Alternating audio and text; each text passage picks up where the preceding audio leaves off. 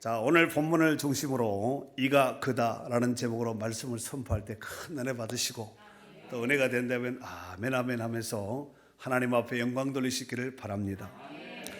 여러분도 잘 아시다시피 이스라엘이라는 나라는 세상에 있는 나라들과는 달리 하나님이 직접 통치하시고 다스리는 신정국가 체제를 가지고 있는 나라입니다. 그로 인해서 최소한 왕이 직접 통치하기 전 시대에는 하나님께서 직접 사람을 세워서, 즉 사사나 선지자를 세워서 나라를 다스리고 통치하게 하였습니다. 이런 특별한 구조의 특징을 가지고 있었던 이스라엘 나라는 사무엘 시대까지는 그런 대로 잘 유지되어 왔습니다. 하지만 사무엘 선지자가 나이 많아지자 백성들이 왕을 요구하기 시작했습니다. 그 이유는 당신은 나이가 많아서 늙었고 당신의 아들들은 당신과 같이 정직하게 행하지 아니하니 우리도 이방 나라들과 같이 왕을 세워달라고 사무엘 선지자에게 와서 강력하게 요구합니다. 이 일로 인하여서 사무엘 선지자는 하나님 앞에 간절히 근심하며 하나님 어찌하면 좋겠습니까? 하고 하나님 앞에 간절히 기도하였습니다. 그랬더니 하나님께서 말씀하시기를 그들을 위해서 백성들 위해 왕을 세우라. 다만 왕의 제도에 대해서, 왕될 자의 제도에 대해서 이러이러한 자가 왕이 되고 왕이 되면은 이렇게 해가라고 왕된 제도, 왕의 제도에 대해서 알려주라고 말씀하셨습니다. 이런 일찍이 이스라엘 백성들이 출애굽 여정 시에 하나님께서 모세를 통하여 만약 이스라엘 백성들이 이제 출애굽 여정을 마친 뒤에 가나안 땅에 들어가게 되면 백성들이 이방 나라들처럼 왕을 요구하게 될 때가 있을 텐데 혹여나 그때에 왕된 자의 그 제도, 왕의 제도에 대해서 정확하게 알려주라고 이미 하나님께서 사무엘 시대 전 시대, 모세 시대에 하나님께서 이미 말씀하셨습니다. 이를테면 신명기 17장 14절 말씀에 보면은 내가 내 하나님 여호와께서 내게 주시는 땅에 이르러 그 땅을 차지하고, 가나안 땅이겠죠. 거주할 때 가나안 땅이겠죠. 만일 우리도 우리 주위의 모든 민족들 같이 우리 위에 왕을 세워야겠다는 생각이 나거든 그랬습니다. 그러면서 하나님께서 왕 될 조건에 대해서 몇 가지를 말씀을 하셨는데 정리해서 말씀을 드리면은 이제 왕을 세울 때는 반드시 이스라엘 민족, 이스라엘 혈통 가운데서 하나님께서 택하신 자를 세워라. 이게 첫 번째 조건입니다. 두 번째, 병말을 많이 두지 말라는 거예요. 군사라 말을 많이 두지 말라는 거예요. 왜 그래 했을까요? 군사라 말을 많이 두면은 하나님을 의지하기보다는 사람을 의지하고 군사를 의지하고 말을 의지하기 때문에 군사와 말을 많이 두지 말라고 말씀하셨습니다. 그리고 아내를 많이 두지 마라 그랬습니다. 아내 하나도 제대로 건사하지 못하는데 아내를 많이 두면은 어떻게 되겠어요? 그래서 아내를 많이 두지 말고 그 다음에 하나님 말씀을 항상 곁에 두고 읽을 것이라고 이와 같이 몇 가지 조건을 하나님께서 제시하셨습니다. 그리하여서 세워진 이스라엘 초대왕, 이스라엘 통일왕국의 첫 번째 왕이 바로 베냐민 지파 기스의 아들 사울이라는 사람이었습니다. 사울 왕은 처음에 아주 수줍음도 많고 굉장히 겸손한 왕이었습니다. 하지만 얼마 못 가서 교만한 왕이 되었고 심지어 하나님의 제사도 멸시하며 자기 마음대로 행하였던 이 악한 왕, 교만한 왕이 되고 말았습니다. 결국 사울 왕은 하나님께 철저하게 버려지고 말았다는 사실입니다. 그로 인하여서 하나님은 새로운 왕을 세울 계획을 가지고 있었습니다. 그러던 어느 날 하나님께서 사무엘 선지자를 불렀습니다. 그리고 사무엘 선지자에게 지시하기를 너는 지금 뿔병에 기름을 담아서 저기 유다 땅 베들레헴 이새의 집에 가서 아들들 자녀들을 청하해 놓고 그곳에 이제 내가 왕으로 세울 사람이 있으니까 그에게 가서 기름을 부으라 라고 말씀하셨습니다. 자, 그런데 16장 1절 말씀이 굉장히 중요한 말씀인데 이것은 같이 한번 읽어야 됩니다. 여호와께서 사무엘에게 이르시되 내가 이미 사울을 버려 이스라엘 왕이 되지 못하게 하였거늘 내가 그를 위하여 언제까지 슬퍼하겠느냐. 너는 뿔에 기름을 채워 가지고 가라. 내가 너를 베들레헴 사람 이새에게로 보내리니 이는 내가 그의 아들 중에서 한 왕을 보았느니라 하시는지라. 여호와께서 누구에게 말씀하셨다고요? 사무엘에게 말한 거예요. 사무엘에게 이르시되 내가는 누굴까요? 하나님. 이미 사울을 버렸다는 거예요. 사울은 왕이지만 버려졌습니다. 여러분, 왕도 잘못하면 버려질 수 있습니다. 왕. 이 당시에는 최고의 통수권자고 뿐만 아니라 법 위에 왕이 있던 그런 시대가 아니었겠습니까? 그런데 내가 그냥 버린 것이 아니라 이미 사울을 버렸다는 것입니다. 이 버렸다라는 이 단어가 마스라는 단어를 쓰는데 뜻은 거절하다, 멸시하다 이런 뜻입니다. 하나님이 거절한 자, 하나님께 거절받은 자, 하나님께 멸시받은 자라는 뜻인데 이것이 미완료, 와우 미완료형으로 되어 있어요. 이게 무슨 얘기냐면은 하나님께서 철저하게 그를 거절하고 멸시했는데 계속해서 지금 전에도 버렸고 지금도 버렸고 앞으로도 다시는 세우지 않겠다는 얘기입니다. 다시라는 기회가 없다는 말씀입니다. 다시라는 기회가 없는 거예요. 그래서 내가 이미 그를 버렸다는 거예요. 그래서 왕이 되지 못하게 하였거늘 내가 그를 위하여 언제까지 슬퍼하느냐. 이 말씀을 보아서 사무엘이 이 일로 해서 굉장히 슬퍼하며 마음 아파하며 기도했다는 것을 알 수 있습니다. 그도 그럴 수밖에 없는 것이 사울 임금을 세운 사람이 누구예요? 하나님이 세웠습니다.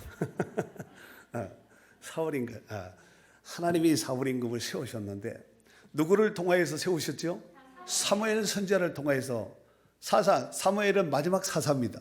사무엘을 통하여서 기름 부어 세운 임금이 사울인데 하나님께서 사울을 버려버린 거예요.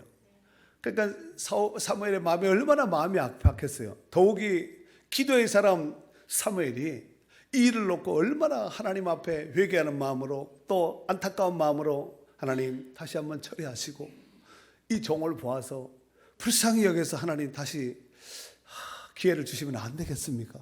여러 가지 모양으로 주의 종된 입장에서 아마 그렇게 기도했으리라 생각됩니다. 자, 그런데 내가 그를 위하여 언제까지 슬퍼하겠느냐?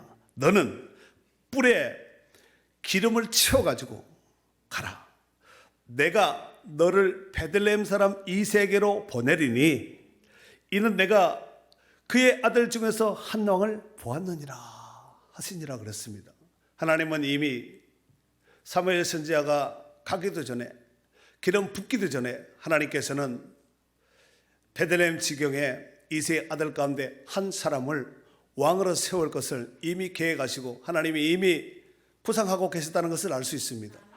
다만 사무엘이 뿔병에 기름을 채워서 가서 기름 붓는 것은 절차적인 것이지 이미 하나님 나라의 결제가 끝난 거예요. 이 말을 들었던 사무엘 선지자는 매우 두려웠습니다. 왜냐하면 만약 이 사실이 사울 임금이 알게 된다면 자신의 목숨도 위태할 수밖에 없었기 때문에 그렇습니다. 그래서 하나님께서 사무엘의 목숨도 위태하지 않고 사명도 잘 감당할 수 있도록 하기 위해서 하나님께서 새로운 비법을 알려줍니다. 너는 그냥 가지 말고 암소 한 마리를 끌고 가서 그 집에 가서 말하기를 내가 하나님 앞에 제사하러 왔다 라고 말을 하라는 거예요. 그러면은 아니 사무엘은 제사장이고 선지자잖아요. 그러면은 제사장이 가서 제사하겠다는데 누가 말리겠습니까? 그렇지 않아요? 이에 사무엘이 암송아지를 끌고 베들레헴 땅에 이새의 집에 도착하여 이새의 아들들을 정결예를 한 뒤에 제사에 동참하게 하였습니다. 제사 중에 사무엘 선지자가 이래 연치라는 것은 이제 나이별로 쫙 아들이 이래 서 있는 그 모습을 보면서 첫 번째 아들 엘리압을 딱 보니까 이 왕감이 있는 거예요. 속으로 과연 하나님께서 나를 이곳에 보낸 이유가 있구나. 이 사람에게 기름 부으라고 하나님께서 나를 보내셨구나. 이렇게 속으로 하고 있을 때 하나님께서 사무엘에게 뭐라고 말씀하셨냐면은 속으로 나는 그의 신장과 외모를 보지 말라 그랬습니다. 이 말이 무슨 얘기일까요? 사무엘이 신장과 외모를 봤다는 얘기예요. 자, 7절 말씀 읽겠습니다. 7절 읽습니다. 시작. 여호와께서 사무엘에게 이르시되 그의 용모와 키를 보지 말라. 내가 이미 그를 버렸노라. 내가 보는 것은 사람과 같지 아니하니 사람은 외모를 보거니와 나 여호와는 중심을 보느니라 하시더라. 그의 용모와 키를 보지 마라 그랬어요. 그 사무엘이 키와 용모에 집중하고 있었다는 것을 알 수 있습니다. 정말 알 수 없는 것이 사람의 마음이에요. 그런데 이 알 수 없는 사람의 마음을 하나님이 아시는 거예요. 딱 보고 걸음을 인도하신 하나님께서 사무엘을 이제 베들레헴 지경 이새의 집에 하나님께서 인도하셨고, 사무엘의 생각을 읽고 계신 하나님께서 엘리압을 보고 있을 때 엘리압이 아니라고 분명히 말씀하셨고, 그래서 두 번째 아들 아비나답을 이새가 딱 세웁니다. 그도 아니라는 거예요. 세 번째 아들 삼마를 세웠습니다. 이도 아니라는 거예요. 그로 인해서 이새의 7 아들이 다 지나갔습니다. 아무도 하나님께서 오케이 기름 부으라고 이렇게 사인을 명령을 내리지 않은 겁니다. 그래서 사무엘 선지자가 또 다른 아들이 없느냐고 이새에게 물었습니다. 그랬더니 들에서 양치는 아들, 막내 아들 하나 있다는 거예요. 그래서 그를 데려오라 그러죠. 데려왔더니 오늘 본문 12절 13절 메인 본문입니다. 다 같이 읽도록 하겠습니다. 예, 시작. 이에 사람을 보내어 그를 데려오매 그의 빛이 붉고 눈이 빼어나고 얼굴이 아름답더라. 여호와께서 이르시되 이가 그니 일어나 기름을 부으라 하시는지라. 사무엘이 기름 불병을 가져다가 그의 형제 중에서 그에게 부었더니 이날 이후로 다윗이 여호와의 영에게 크게 감동되니라. 사무엘이 떠나서 라마로 가니라. 아멘. 이에 사람을 보내어 그를 데려왔습니다. 그가 누굴까요? 다윗입니다. 데려왔더니 그의 빛이 붉고 얼굴빛이 피부가 붉었다는 얘기죠. 그럴 수밖에 없습니다. 하루 종일 아버지 양을 치고 들녘에서 있었던 그 목동이 얼굴이 우윳빛으로 뽀샤시 할 리가 없잖아요. 하루 종일 짐승과 함께 떼양빛에서 맹수나 이런 도둑놈이 양을 해치지 못하도록 살피고 경계하고 햇볕 아래서 일하다 보니 붉어질 수밖에 없습니다. 불스름한 태양처럼 피부가 붉은 거예요. 그리고 눈이 빼어나고 그렇습니다. 여러분, 사람이 이 눈이 굉장히 중요해요. 눈을 보면 그 사람이 졸고 있는 사람인지 안 졸고 있는 사람인지 말씀을 듣고 있는 것인지 딴 생각을 하고 있는 것인지 눈을 보면 알 수 있거든요. 오늘 보니까 눈 상태가 보통 상태가 아닌 것 같아요. 눈이 보니까 아주 빼어나신 것 같아요. 그리고 얼굴이 아름답더라 그랬어요. 이게 무슨 얘기일까요? 잘생겼다는 얘기예요. 우리말로 말하면. 그런데 여호와께서 이르시되 이가 크니 일어나 기름을 부으라 그랬어요. 하나님의 사인입니다. 이가 크니 일어나 기름을 부으라 그랬어요. 그래서 사무엘이 기름 뿔병을 뚜껑을 열고 기름을 부었습니다. 성경은 이렇게 말씀하고 있죠. 이날 이후로 다윗이 여호와 영에 크게 감동되니라 그랬어요. 그 붓기 전에는 크게 감동이 안 됐다는 것을 알 수가 있고, 부음과 동시에 그날 이후로 하나님의 영에 크게 감동이 되었다는 거예요. 이걸 우리말로 말하면 성령 충만함을 받았다는 거예요. 여러분, 하나님께로부터 기름 부음을 받는 거, 하나님의 일하는 주의 일꾼들이 기름 부음을 받는 거, 하나님께로부터 성령 충만함을 받는 거 중요할까요? 안 할까요? 여러분, 주의 일을 자기 힘으로, 자기 지혜로, 자기 방법으로, 경험으로 어느 정도는 할 수, 흉내는 낼 수 있을지 몰라도 근본적으로 하나님의 일을 할 수가 없습니다. 해보신 분은 아시잖아요. 이게 내 방법대로 내 뜻대로 되던가요? 안 됩니다. 내 뜻대로 안 되고 주 뜻대로 되게 돼 있습니다. 내 뜻을 포기하면 주 뜻이 이루어지게 돼 있다는 말씀이에요. 그런데 중요한 것이 있어요. 왜 다윗을 안 불렀을까? 이새가 자녀들을 다 부르라고, 사무엘 선지자가 이새에게 자녀들 다 불러 청하라고 했는데 왜 다윗을 왜 안 불렀을까? 이상하지 않아요? 여러분, 만약에 다윗을 부르면 양을 누가 쳐요? 양칠 사람이 없잖아요. 그리고 이스라엘은 양은 누가 치냐면은 아버지 장자가 칩니다. 장자가 치게 돼 있어요. 그래서 아버지가 죽기 전에 자식들에게 기업이나 유산을 남길 때 장자에게는 2배를 주는 거예요. 수고했다고. 그런데 다윗이 이 자리에 부름을 받지 못한 그 이유는 여러 가지가 있겠지만 정말 부를 가치도 없을 정도로 그는 올 필요도 없는 거야. 왜? 이미 그는 왕감이 아니니까. 부를 가치도 없을 정도로 이렇게 천박하게 여김을 받았던, 사람의 눈에 보기에는 그렇게 별볼이 없는 다윗이었지만 하나님은 그렇게 보지 않았다니까요. 다 필요 없고 다윗을 위해서 하나님께서 사무엘 선지자를 불러 보냈다는 것을 알 수가 있습니다. 그래서 뿔병에 채운 그 기름을 다윗에게 붓지요. 여러분, 옛날 이스라엘 사회에서는 기름 부음을 받는 이 대관식, 이 기름 부음을 받는 이 제도가 있었습니다. 왕이나 선지자나 제사장으로 세워질 때는 반드시 선지자가 가서 기름을 붓습니다. 사울 임금도 기름 붓고 다윗도 기름 붓고 다 그러지 않았습니까?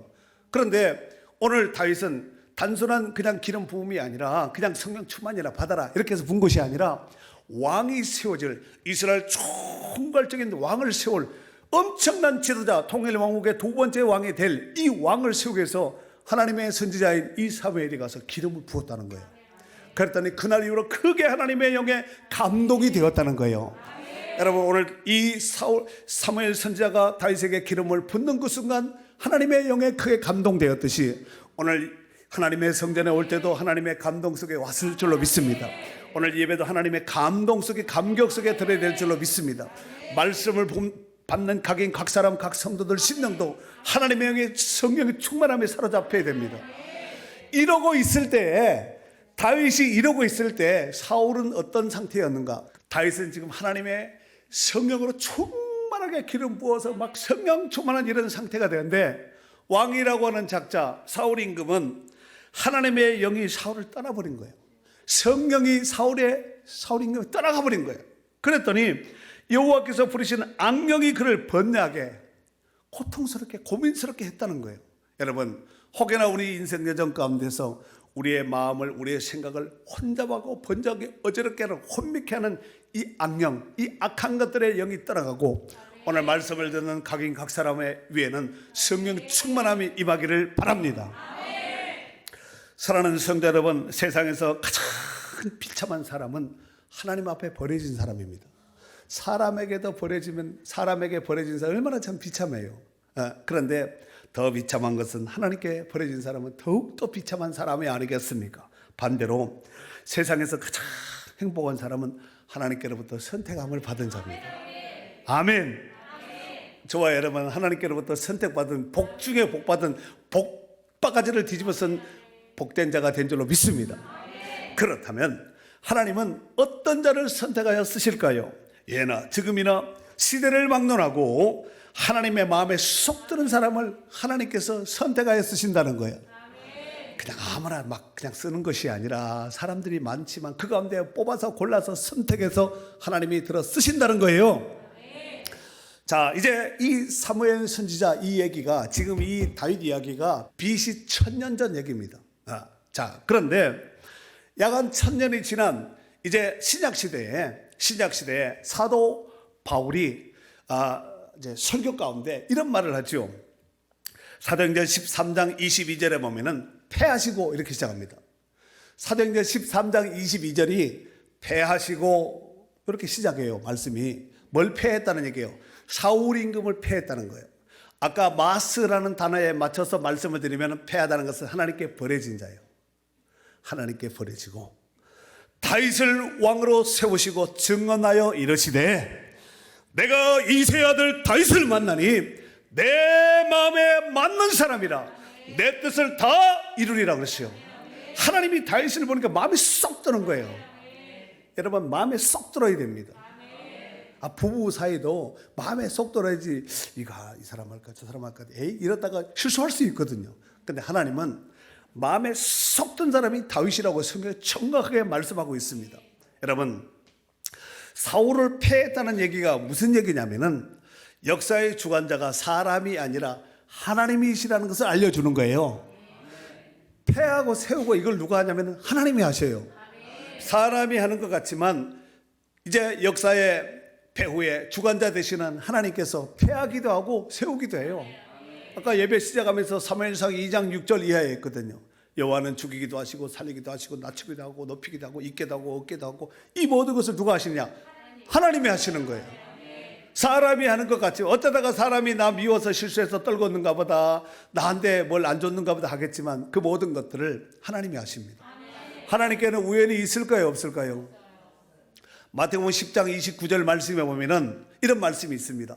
참새 2마리가 한 아사르니에 팔리는 것이 아니냐. 그러나 너희 하나님께서 허락지 아니하시면 그 하나도 땅에 떨어지지 아니하리라 그랬습니다. 너희는 많은 참새보다 귀하니라. 두려워하지 말라 그랬어요.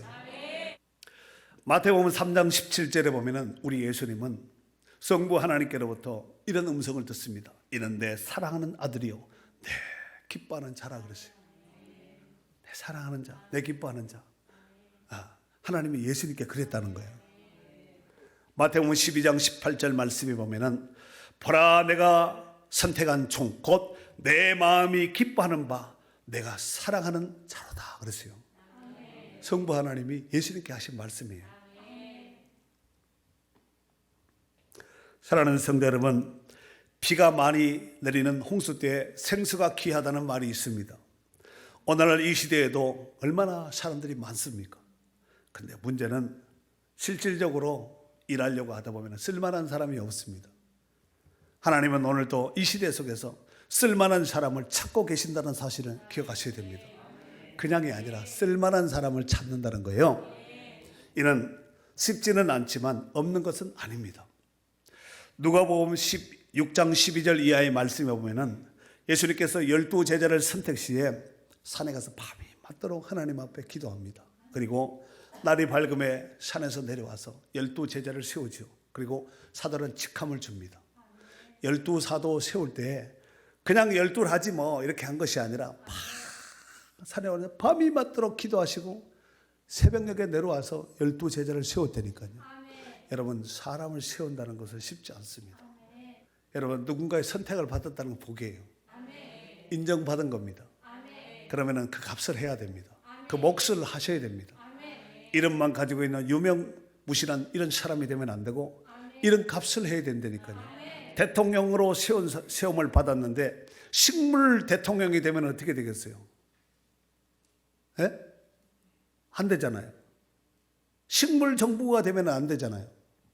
이런 값을 하셔야 된다니까요. 그렇다면 저와 여러분은 하나님께서 보셨을 때 어떤 사람입니까? 과연 쓸만한 사람입니까? 아니면 쓰지 못할 사람입니까? 디모데후서 2장 20절 이하에 보면은 큰 집에는 금 그릇과 은 그릇뿐 아니라 나무 그릇과 질 그릇도 있어 귀하게 쓰이는 것도 있고 천하게 쓰이는 것도 있나니 그러므로 누구든지 이런 것에서 자기를 깨끗하게 하면 귀히 쓰는 그릇이 되어 걸어가고 주인의 쓰심에 합당하며 모든 선한 일에 준비함이 되리라 그랬습니다. 깨끗한 자를 하나님이 들어 쓰신다는 거예요. 여러분 중에서 혹시 차별금지법에 대해서 들어보셨습니까? 차별금지법. 그러면 소수인권법에 대해서 들어보셨습니까? 예, 소수인권법. 소수의 인권도 존중되어야 된다. 인권을 가진 소수도 존중되어야 된다. 이런 뜻을 담고 있지 않겠습니까? 제가 어제 설교 준비하면서 인터넷 다음에다가 창에다가 차별금지법을 쳐봤어요. 그랬더니 이와 같이 소개해놓고 있습니다. 글자 하나 틀리지 않고 그대로 한번 띄워보세요. 여기 인터넷에 그대로 올려. 여러분도 집에 가서 치면은 스마트폰으로 치면은 요 글자 그대로 나옵니다. 그대로 제가 다운받아 왔습니다. 21대 국회에 들어서는 2020년 6월 30일 장혜영 정의당 의원이 차별금지법을 대표 발의했다. 지금도 계류 중이다. 국회에서 계류 중. 통과가 안 됐다는 얘기죠. 물론 자유민주국가에서 소수 인권을 존중하는 것은 당연한 것입니다. 하지만 소수의 인권을 존중한다는 이름 하에서 다수의 인권을 무시하게 된다면 더 큰 사회적인 혼란이 가중되지 않겠습니까? 이를테면 트랜스젠더, 이 인권을 존중한다는 이름하에서 트랜스젠더가 뭔지 아시죠? 성을 바꾸는 거야. 그래서 이 트랜스젠더 인권을 존중한다는 이름하에서 트랜스젠더 하면 안 돼요. 그렇게 한 것은 옳지 않은 방법입니다. 만약에 누군가가 이렇게 소수인권법이 통과된 상황에서 만약 그 말을 하면 어떻게 될까요? 그 법에 저촉을 받습니다. 벌금을 세게 받든지 감옥에 가든가 둘 중에 하나를 당하겠지요. 또한 남, 여. 결혼은 남자, 여자 이렇게 하잖아요. 남자, 여자 이렇게 해야 되는데 남, 여 이렇게 이제 결혼을 하는, 좋아하는 이 동성 연애자들이 서로 사랑해서 결혼을 하게 돼요. 목사인 제게 주례를 부탁하였을 때 제가 만약 안 돼요 하고 이렇게 거부한다면 저는 법의 저촉을 받게 됩니다. 이 단에 설 수도 없고 벌금을 세게 물고 감옥에 갈 수밖에 없습니다. 다시는 이 자리에 설 수도 없게 될 수도 있습니다. 왜냐하면 소수 인권을 무시하고 주례를 해주지 않았기 때문에 그렇습니다. 만약 여러분의 자녀들이 남이든 여이든 서로 사랑하여 아버지 어머니 제 배필입니다, 결혼할 거예요 하고 데리고 온다면 여러분은 어떻게 하실 겁니까? 이를테면 남자 며느리를 데리고 오고 여자 사윗감을 데리고 와서 우리가 서로 사랑하니 결혼할 거예요, 부모님 허락해 주시옵소서 하고 이렇게 말을 한다면 여러분은 어떻게 하시렵니까?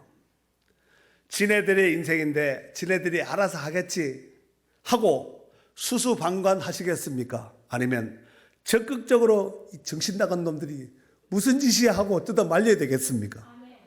더욱이 동성애자들이 자녀를 낳을 수 없으니 남의 집에 자녀를 입양하여 양육할 때, 키울 때 남자 엄마, 여자 아빠에 대하여 성 정체성에 대해서 자녀들이 물을 거 아니에요. 그럴 때 남자 엄마, 여자 아빠는 어떻게 답변을 해줘야 되겠습니까? 이런 정신 나간 일들을 지금 특정당에서 다수의 힘으로 통과시키려고 하고 있는 거예요. 만약 교회 안에서 만약 성도로서 차별금지법이나 소수인권법을 지지하는 일이 있어서는 안 될 일이겠지만 성경에서는 뭐라고 말씀하고 있는지 살펴볼 필요가 있습니다. 로마서 1장 26절서 마지막 절인 32절까지 좀 깁니다. 같이 한번 찾아서 읽도록 하겠습니다. 이 때문에 하나님께서 그들을 부끄러운 욕심에 내버려 두셨으니 곧 그들의 여자들도 순리대로 쓸 것을 바꾸어 영리로 쓰며 그와 같이 남자들도 순리대로 쓰기를 버리고 서로 향하여 음욕이 부릴 듯하매 남자가 남자와 더불어 부끄러운 일을 행하여 그들의 그릇됨에 상당한 보응을 그들 자신이 받았느니라. 또한 그들이 마음에 하나님 두기를 싫어하매 하나님께서 그들을 그 상실한 마음대로 내버려 두사 합당하지 못한 일을 하게 하셨으니 곧 모든 불의, 추악, 탐욕, 악의가 가득한 자요, 시기, 살인, 분쟁, 사기, 악독이 가득한 자요, 수근수근하는 자요, 비방하는 자요, 하나님께서 미워하시는 자요, 능욕하는 자요, 교만한 자요, 자랑하는 자요, 악을 도모하는 자요, 부모를 거역하는 자요, 우매한 자요, 배악하는 자요, 무정한 자요, 무자비한 자라. 그들이 이 같은 일을 행하는 자는 사형에 해당한다고 하나님께서 정하심을 알고도 자기들만 행할 뿐 아니라 또한 그런 일을 행하는 자들을 옳다 하느니라. 아멘. 잘 보셨지요? 남자가 남자와 여자가 여자를 음욕이 서로를 향해서 음욕이 부릴 듯하게 일어난다는 거예요. 하나님이 이런 사람을 내버려 뒀다. 육이라 그러죠. 신학적인 용어 육이 내버려 둔 거예요. 내버려 두니까 신경 안 쓰니까 뭐 해도 괜찮거든요. 하나님 버려준지 모르는 거예요. 그러니까 지멋대로 사는 거죠. 그리고 마지막 절, 그들이 이 같은 일을 행하는 자는 사형에 해당한다고 하나님께서 정하심을 알고도 자기들만 행할 뿐만 아니라 또한 그런 일을 행하는 자들을 옳다, 괜찮다 라고 말을 한다는 거예요. 사랑하는 성도 여러분, 인류의 역사는 창세 이래로 계속하여 진행되어 왔고 지금도 진행 중에 있고 앞으로도 계속해서 진행되어 나아갈 것입니다. 중요한 것은 지금 우리가 어떻게 살며 어떤 것을 만들어 놓느냐에 따라서 장차 우리의 후손들은 그 영향력을 받으며 살아가게 될 것입니다. 그렇다면 여러분들은 여러분의 후손들이 어떻게 살기를 원하십니까? 부모로서 자녀들이 잘 되기를 바라는 마음은 모든 부모님들의 공통적인 마음이 아니겠습니까? 더욱이 믿는 성도인 우리들은 자녀들에게 많은 재산이나 많은 물질보다는 믿음의 유산, 신앙의 유산을 남겨주어야 되지 않겠습니까? 여러분은 제가 드린 이 말씀에 대해서 어떻게 생각하고 있습니까? 이 신앙의 유산을 값지게 물려받았던 이 어린 소년 다윗은 사무엘상 17장 45절 말씀에 보면은 다윗이 블레셋 사람에게 이르되 너는 칼과 창과 단창으로 내게 오거니와 나는 만군의 여호와의 이름 곧 네가 모욕하는 이스라엘 군대의 하나님의 이름으로 내게 가노라 하고 물매를 던져서 골리앗의 이마에 정통으로 맞추지 않습니까? 한 방에 그냥 이스라엘 왕도 이스라엘 군사들도 이스라엘 장수들도 해결하지 못했던 그 골리앗을 어린 소년 다윗이 한 방에 물리칩니다. 한 방에 해결하고 맙니다. 여러분, 이것이 바로 신앙의 유산으로 얻어진 신앙의 고백이요 믿음의 고백이라고 볼 수 있습니다. 하나님은 지금도 위와 같이 하나님 편에서 일하는 사람을 기뻐하시고 그런 사람을 찾고 있습니다. 하나님은 지금도 이런 사람을 찾고 계신다는 사실입니다. 역대하 16장 9절 말씀에 보면 여호와의 눈은 온 땅을 두루 감찰하사 전심으로 자기에게 향하는 자를 위하여 능력을 베푸시나니 그렇습니다. 지금도 온 땅을 살피고 계시는 거예요. 지금 이 자리에서도 살피고 있을 수도 있습니다. 사랑하는 성도 여러분, 우리나라는 지금 이런저런 일들로 인해서 굉장히 굉장한 위기 상황입니다. 더욱이 러시아와 우크라이나의 전쟁으로 석유가 지금 요즘 차 운전하시는 분들 실감나지요? 앞으로 더 고공행진이 진행될 겁니다. 더욱이 원자재값 폭등, 식량값 폭등, 계속해서 경제적인 제재로 어려움을 겪고 있습니다.